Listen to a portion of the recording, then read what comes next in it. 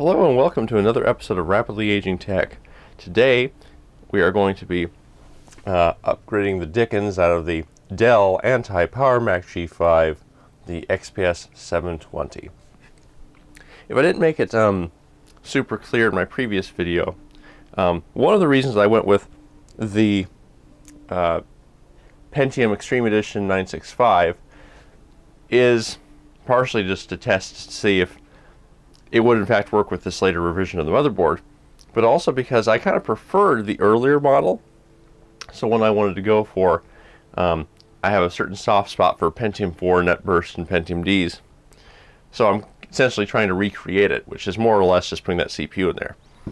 The motherboard, if I remember correctly, is the Intel 975 Express chipset, which was the high-end overclocking chipset version, which was slightly older than I think the more mainstream 965 chipset, which probably explains why the heat sinks are on it. If it's older, it might be a bit hotter and it's designed for higher performance. So what are we going to be doing today? We are going to be switching out this graphics card, which we just put in to do some initial testing. We're going to put in two double graphics cards. So we're going to be quad SLIing this thing. We are putting in two of these, the NVIDIA 7950 GX2. They have a core clock of 500 megahertz, an effective memory clock of 1200 megahertz, 1 gig of GDDR3 per card, well, per double card, so that's 512 each individual card, because there's two cards per card. It's confusing, but there's a decent amount of RAM on them considering their age. They are DirectX 9 only, so this card would ideally be in a probably a Windows XP setup, but we are going to be doing Windows 7 on this just because of the amount of RAM. I may switch these out later, but I think there are a number of games that can get away with DirectX 9. If I remember right, World of Tanks is DirectX 9 friendly. We'll give that one a try once we get everything upgraded. So we're going to be doing this and a few other cards. So let's just get right into it. If you remember right, you'll know that this has a Dell toolless system here, which is handy. I grabbed my set of my iFixit kit for really no reason here. So now we need to get this graphics card out. So there's a little tab at the end of the PCI Express slot, which I explained in the last video that I'm rather grumpy about. There we go. Because they're kind of annoying, especially when you have larger cards. So let's get this floppy cable out of the way. So we're just going to unplug it. Let's see, and pin 1 is on that side. You can tell because of the little stripe on the ribbon. Get that out of the way. We have our two power connectors. Each double card only needs one 6-pin PCI Express power cable. So they definitely do not guzzle the kind of power that we're used to now. Let's see. And remember, since this is BTX, all the cards are, well, by standards they're going in upside down. But it really appears that they're going in right side up, because all the interesting bits are actually pointed upwards. Alright, and you look over here, they also have slots in this section here. It's very workstation-y. The Power Mac G5 has the same features. Alright. One graphics card, Two graphics cards, Get rid of those. Get rid of those. And as I mentioned last video, this second slot here is officially the primary slot. So we'll want to make sure that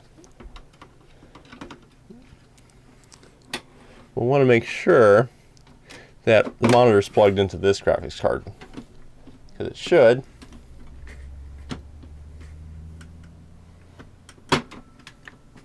There we go. There's some pins that stick up here to hold things in, so they like to catch on things. All right, we have quadruple graphics card goodness in here. Now we need to link them via SLI bridge. So the little fingers are here and here, which means this shorter one should work just right. I got a longer one just in case spacing was goofy. So let's get that unwrapped. All right, so you hardcore multi-graphics card folks may be bit displeased with me or disappointed, but I've never had multiple graphics cards. Remember, folks, I went from using an Athlon XP with a Radeon, ATI Radeon 9200 up through college. So basically, my computer technology stagnated at the XP, Athlon XP era, and didn't move, okay, for ages until I got out of college, which wasn't that long ago. So this sort of stuff is magic. It's wizardry to me. But as far as I can tell, these little notches here up at the top indicate where the top of the card is supposed to be. And by the top, I mean the top in an ATX configuration, which means I should probably have the bridge on what would appear to be upside down, because BTX has everything flipped. So that's what I'm going to do. And if it yells at me, well, then I can flip it. So we have one finger here. And another finger here. All right, there we go. Do keep in mind that with modern SLI, the solid bridges have a higher bandwidth. I think they have a higher speed that they can run at, so their bandwidth is effectively higher than the softer bridges. So if you're doing something modern, you probably should go with them. But for this one, this is all they had at this time, which was okay. I don't think these cards are going to be pushing the SLI bridge to the max. All right, so what else are we putting in this fine machine? Well, we're putting in two more things.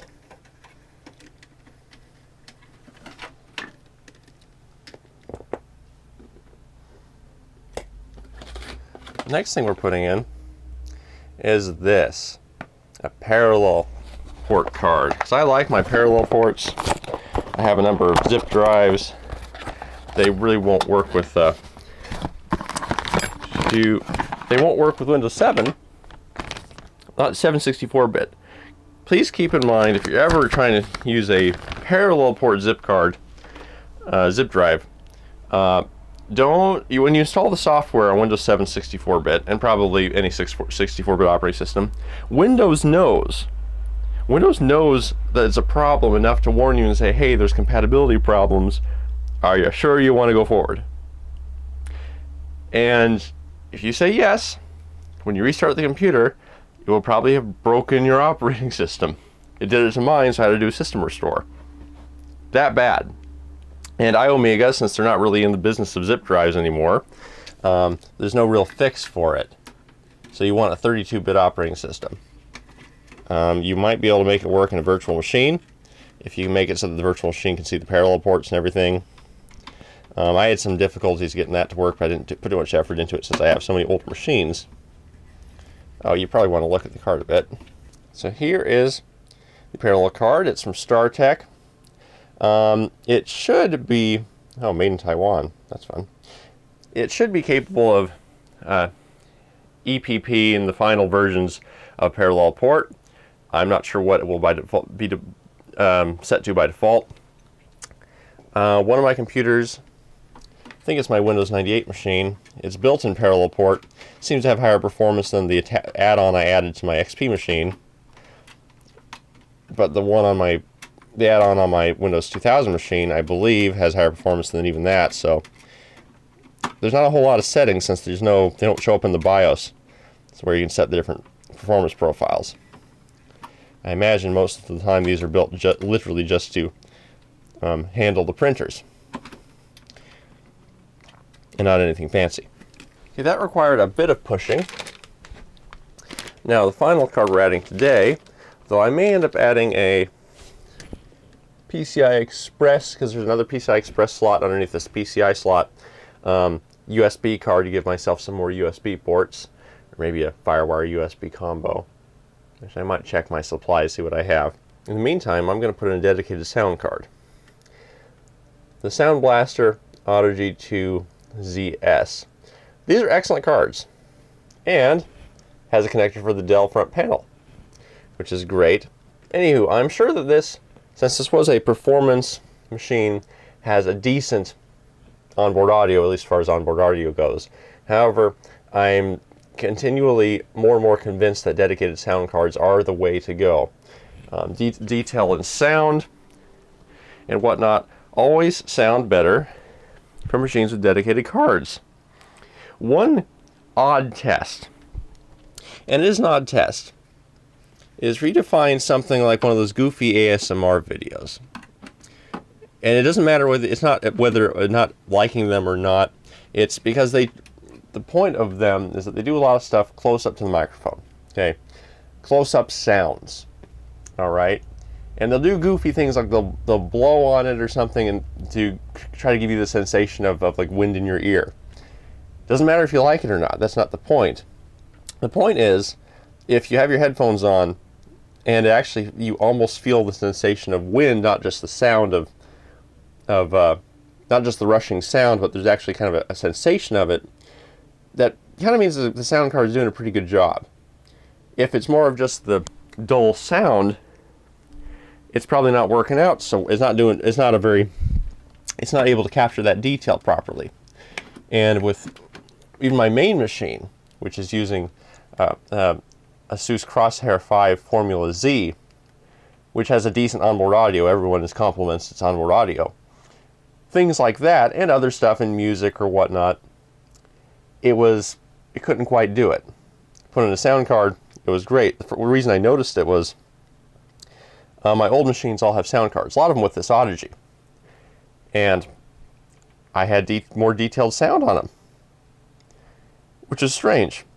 But that's a simple test, and there's thousands of those goofy videos on there to use as a benchmark for this sort of thing. Alright, so now since we have a dedicated sound card, we need to take our front panel audio cable, get that out of here, get that out of here. That's what it looks like. And we need to connect it to the sound card. Alright, so now we have it. We have these two notches there, which mean that we should be putting it in that way as far as I can tell. You'll find this connector on Audigy's Sound Blaster Lives. There should be some later ones, the later ones that came with this machine. When I looked them up on eBay, none of them had the proper connector. So I'm not sure if those are a bit more rare. But if this doesn't work with Windows 7 64-bit, I don't know if it does or not. Then we can always go back to onboard audio, because I'm sure that one will probably be fine. I almost forgot to plug in the power for the cards. I should have done this before I put them in. I don't seem to have as many problems as Draga, but I definitely have some problems. There we go. And one more guy.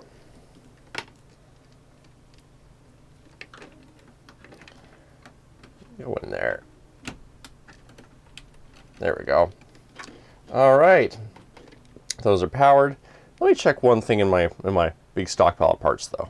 All right. Well, I said I was going to look for something, and I found it. This is a PCI Express USB 3.0 card from Anker. Not sure who that is. Here it is. Its instructions seem to indicate that it requires this power. I sort of doubt that, at least for normal applications if you're not powering some heavy-duty thing. But just in case, I'm going to link up a few adapters to make sure that I can get power down there. I haven't used this yet, primarily because my main machine, which would be a good candidate for this sort of thing, has plenty of USB ports, even though I'm quickly filling them. And, well, I've kind of maxed out all of its slots that are easily accessed. So I can't quite do that. And most of my other machines are so old that, well, they're not really going to be using high-speed USB anyway. So what we're going to do is adapt off of this Molex to try to get power down there. So first we're going to undo the fan connector, because this I doubt it's going to provide very solid, nice solid power to anything after it. It's a little on the cheap side. I mean, it does the job, but you know. And then what we're going to do is we're going to take one of these guys, a Molex extender, which will give us some more length, and that went on really nicely. So then the fan connector can go back on one of these strands here. Oh, look at that.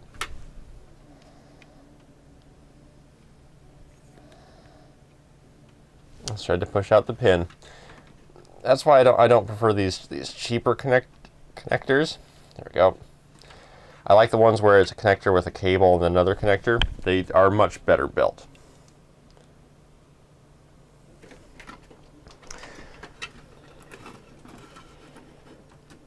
All right, now that we have this out here, we need to get the length down to the other side of the case. So we're going to swap it over to SATA and then back over to Molex, and that should give us enough length. Is it jury-rigged and kind of weird and cheap? Yes. Do I care? No. There's no side. The side panel isn't see-through. Magnificent cable management. Here we go. Now that we got a cable over in the right area, let me just do some cable management on it to twist tie that end together so it's not flopping around in the breeze too much. And we'll put in that tiny card. First we'll need to push that little blue tab back, pull out the last cover, and I'm glad that they're standard covers. You can reuse those. And then let's plug in the power first. Is that in right? Yes, it is. I believe I got this for cheap from the old computer shop I worked in. Hopefully it's still functional. Must be a reason why she never used it. This bottom slot is going to be a little tight, isn't it?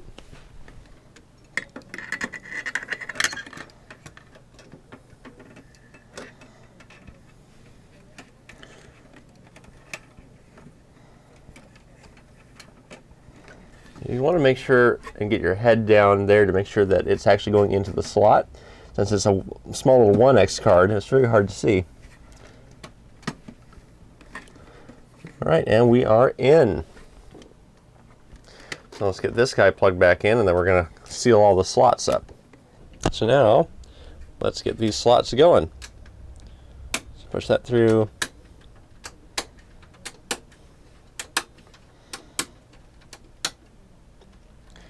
There we go, they're all in. So now we have quite the mess in here. All sorts of cards and goodies all packed into the computer, which means the rear I/O is nice and filled out. That's what I like to see in a computer. All sorts of slots and goodies in the back. Alright, let's fire up, and I want to show you one thing in the BIOS before I begin the Windows install.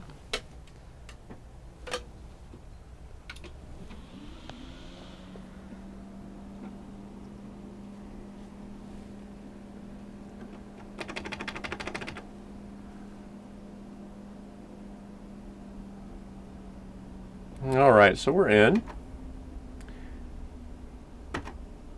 And the main thing I want to show you here, let's see, time is right. Yes, that's good.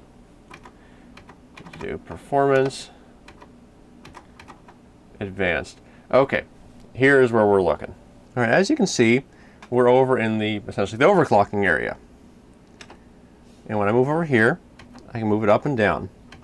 Now you can see that the multiplier goes up, and that makes sense. And that changes things. Now, look at the voltage though. the voltage automatically goes up, and there's no way to select that or modify it. You go tab, you go to whether or not programs within Windows can affect BIOS settings. And that's it, on or off. So my guess here is that what Dell has done is created performance profiles. And these profiles are more or less pretty guaranteed to work. As you can see, if you go over 4.26 gigahertz on this Pentium Extreme Edition, the voltage is 1.57, which is quite high, but it stays there. So clearly that's what they determined to be the max, and they don't let you overclock past 5 gigahertz. I'm not sure if the architecture has a multiplier hard limit there or not. That's a bit high for my taste. Even 1.48 is a bit high, because I know this chip itself at standard stock voltage could go up to 4, but I think my other motherboard put it at 1.38 by default.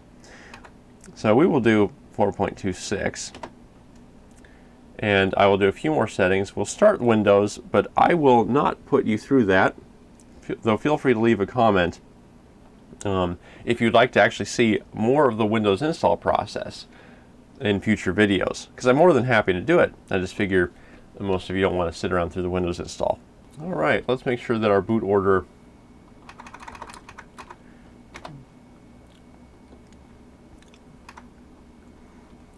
should be good. Let's see, onboard USB or CD-ROM drive, floppy, SATA, PATA. Okay. Let's save and exit. Let's hope it boots to the CD. Well, I think it's a DVD actually with Windows 7 64-bit. So Windows 7 Pro is the operating system we're going to use. It's my preferred operating system now. Well, Windows 98 is my favorite operating system. Then I think 2000 would follow that, and XP closely behind because how similar they are. And then if you have to move into something modern, then Windows 7. I really cannot stand Windows 8. I cannot stand Windows 10 either. It's Windows 10 to me. It took all the worst part. It took a lot of the bad of 8 with it, like just the feel, even if it brought back the start menu, which you should not be praising them for, because they took it away. It's like classic Coke and new Coke. They switch the formula. It's bad. Then they bring it back. You don't praise them for bringing it back. You say, good, you never should have left it. Oh, memory data line failure. Well, that's interesting. Maybe I'll need to drop that overclock down a bit. That is one benefit of doing the full boot. It really does test the dickens out of everything. I'm going to try one setting first before I drop the CPU down, and I think that will be changing the memory profiles. And I might upgrade this with more aggressive RAM at some point. Something like some old Corsair, real low latency DDR2 800 megahertz. Anywho, Windows 10 bringing back a start menu. You should be grumpy that they just ruined it in the first place, and it's not the same start menu. It's jumbled and messy, and I don't like it. Oh, it keeps having the memory data line failure. Well, let's see if I can get this thing to properly reset. So off screen, the computer decided to keep having that error, then eventually it stopped really showing much messages at all. After resetting the CMOS, the machine wouldn't really show anything on the screen, but I did get some error beeps and 2 lights on the front. Light number 3 and 4, which indicates, according to the manual, RAM error. And here's the RAM that's in the machine. Some PC200, PC2, so DDR2 6400U 666, which normally that would be the speed, but I thought 6400 was 800 megahertz. So I'm not sure what that 666 is for. And potentially that's low latency. So I'm going to try just switching out the RAM. It probably just got jostled, but I'm going to try something a little different. Some Ballistics DDR2 that I still have. 800 megahertz, so I'll insert that in. How do they like to do it on the slots? I'll try to resync the RAM first, because I want 8 gigs, and if that doesn't work, I'll try this. So I'm not going to really film it, but the slots are in there. I just have to, it'll just be me showing my hands into the abyss. Anyway, I wanted to update you, because of course, things have to go awry. Alright, I'm back with another update. Reseated the RAM. However,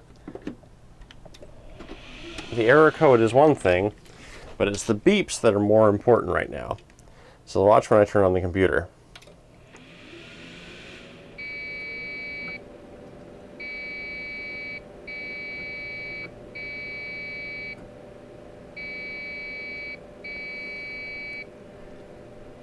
I'll turn it off.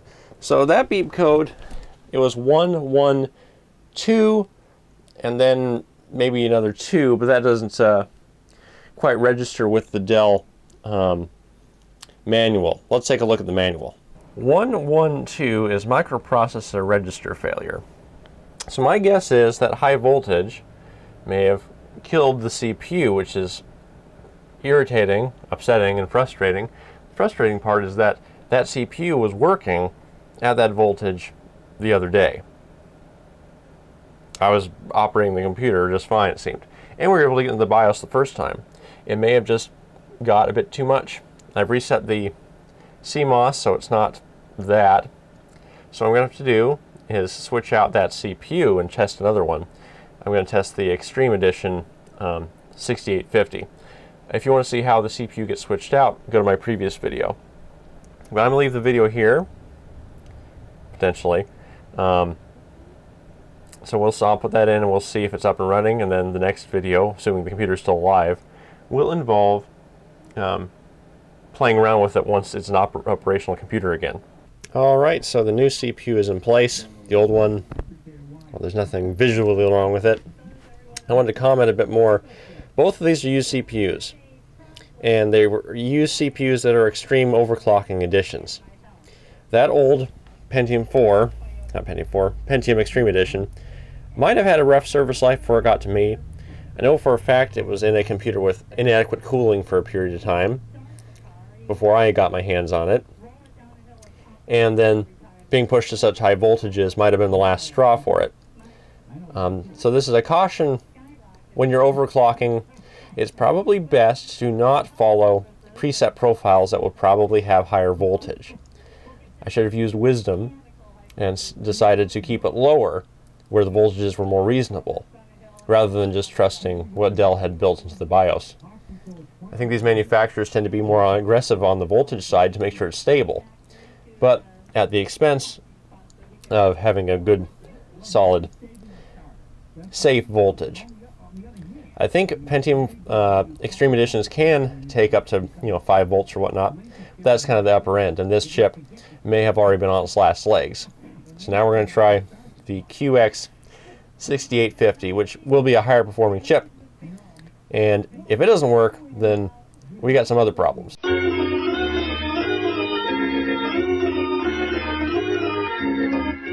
Alright, the radio is on because I was in here working and slowly beginning to collapse into self-destruction. Computer's on again. But off camera, so I didn't film it all because it'd be just a lot of me fumbling in silence for the most part. I switched up the CPU.